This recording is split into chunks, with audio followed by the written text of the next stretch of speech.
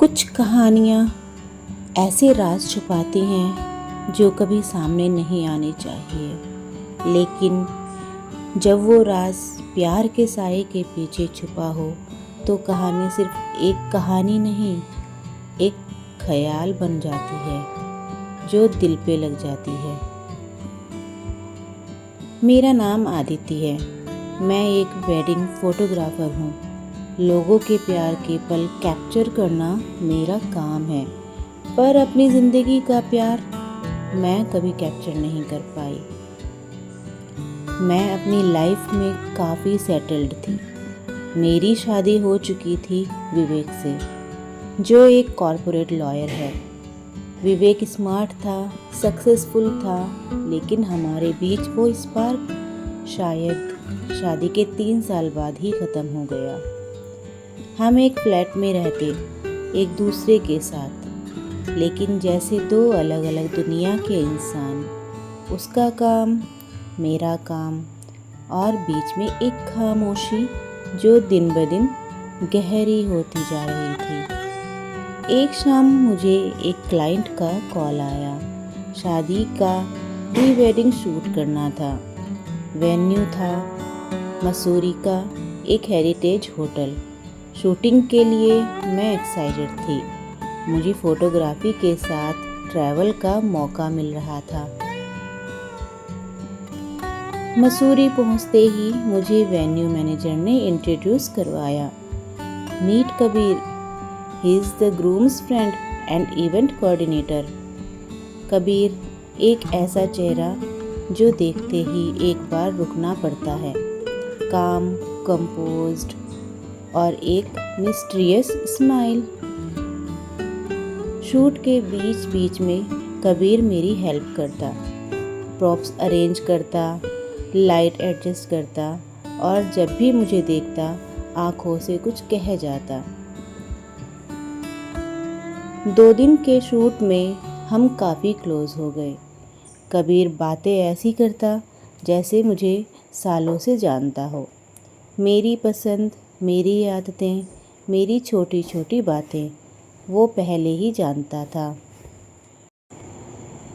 मुझे लगा शायद मेरा इल्यूशन है, लेकिन एक दिन उसने मुझे एक कॉफ़ी शॉप ले जाकर कहा, आदिति, तुम पहली बार नहीं हो जो मेरी ज़िंदगी में आई हो।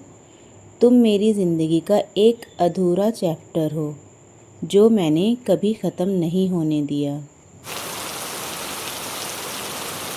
वो रात हमने होटल की बालकनी में गुजारी। बारिश हो रही थी। कबीर ने मुझे अपनी बाहों में लेकर कहा, मैं तुमसे अब भी उतना ही प्यार करता हूँ जितना पहले करता था, बस तुम्हें याद नहीं। मैंने रेसिस्ट करना चाहा, लेकिन वो खामोशी जो विवेक के साथ थी, उसके बदले कबीर का वार्मथ, मैं हार गई। उस ट्रिप के बाद हम सीक्रेटली मिलने लगे। विवेक को मैं काम के नाम पे एक्सक्यूज़ देती और कबीर के साथ चुप चुप के मिलती। पर एक चीज़ मुझे परेशान कर रही थी। कबीर मेरे बारे में बहुत कुछ जानता था। मेरी चाइल्डहुड की कहानी, मेरा स्कूल, मेरा फ्रेंड।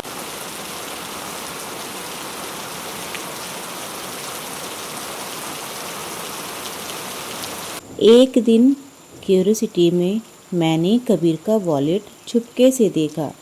उसमें एक पुरानी फ़ोटो थी, मैं 10 साल पुरानी। मैंने कभी ये फ़ोटो किसी को नहीं दी थी। मैं शॉक्ड थी। मैंने उससे कॉन्फ्रंट किया, तुम मेरे बारे में इतना कैसे जानते हो? कबीर ने सिर्फ मुस्कुराया और कहा, क्योंकि मैं तुमसे पहले भी मिल चुका हूँ, एक ऐसे वक्त पे जहाँ तुमने मुझे बचाया था।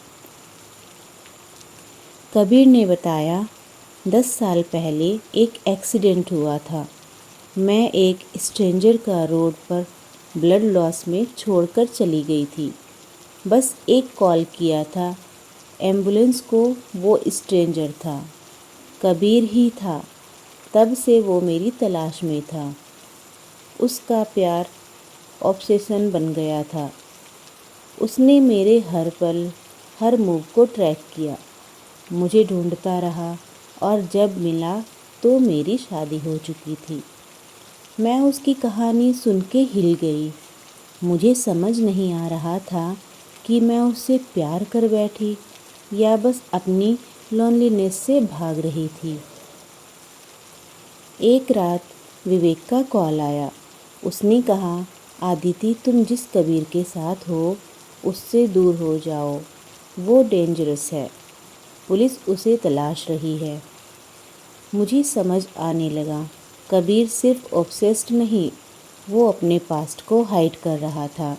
उस पर स्टॉकर होने का केस था और कुछ लोग कह रहे थे कि उसने अपनी एक्स गर्लफ्रेंड का मर्डर किया है। मैं शॉक में थी। बालकनी से देखा, कबीर नीचे खड़ा था।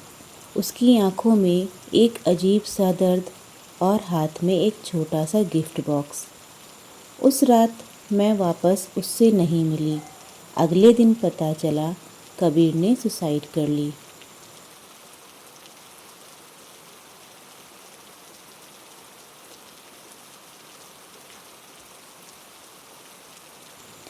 गिफ्ट बॉक्स में एक पुराना कैमरा था। उसके अंदर एक फ़ोटो मेरी।